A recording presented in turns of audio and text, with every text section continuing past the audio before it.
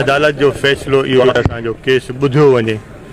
हाज़िर असां त पहिरें ॾींहं खां आया आहियूं पंहिंजे केस ॿुधाइण जे लाइ। जेको बि डिसीजन आहे असांखे अखियुनि ते ऐं केस हलंदो त असां पंहिंजे केस खे डिफेंस कंदासीं। ऐं ताणी फ़ैसिलो को बि इहो न ॿुधायो वियो आहे त असां ॾोही आहियूं या न आहियूं। इहो ॿुधायो आहे त असांखे हिन केस में ॿुधो वेंदो।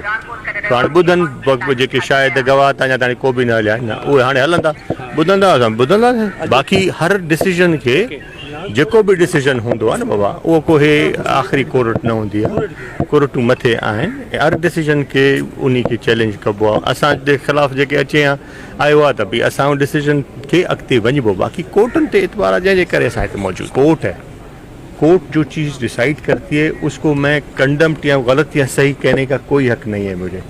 वो कोर्ट डिसाइड, इससे ऊपर वाली कोर्ट में जाने का हमें हक है तो हम उसमें जाएंगे। ॾिसो न, हिन महिल ताणी बि असांखे जॉइन करे ॿुधण जी ॻाल्हि कई वई आहे।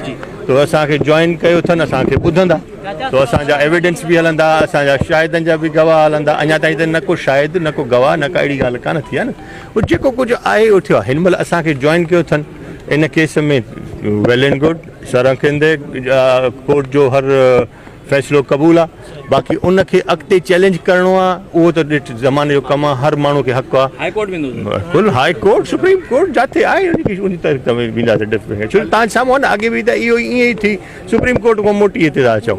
सो हर केस खे हलण जे लाइ, हर केस खे अॻिते हलण जे लाइ हर माण्हू जो हक़ु आहे। उन हक़ सां हलिबो आहे। फ़ैसिले जो हक़ु हर माण्हू खे आहे, हर अदालत खे चैलेंज करण जो। हीअ को आख़िरी अदालत न आहे। सो अॻिते बि थींदो त अॻिते बि वेंदासीं। साईं इंटीरियर ज़मानत हर हाज़िरी ते एक्सटेंड थींदी आहे। सो हिन महिल 5वीं तारीख़ ताईं आहे, वरी 5 खे ॾिसंदासीं।